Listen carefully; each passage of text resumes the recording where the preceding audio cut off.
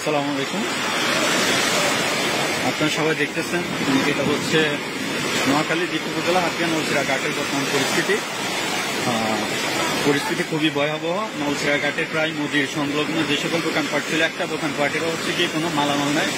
সব মালামাল প্রায় হচ্ছে নদীর স্রোত, অতিরিক্ত স্রোতের কারণে ভেসে চলে গেছে এবং হচ্ছে দোকানের কোনো মালামাল, আলমারি, অনেকেরই হচ্ছে কিছু নাই। নোয়াখালী হচ্ছে যে উপজেলা হাতিয়া নলছিড়া ঘাটের ম্যাক্সিমাম দোকান ব্যবসায়ীরা খুবই নিঃস্ব হয়ে গেছে। কি বড় বড় স্রোত আসতেছে, এখনো নদীর হচ্ছে কন্ডিশন খুবই খারাপ অবস্থা।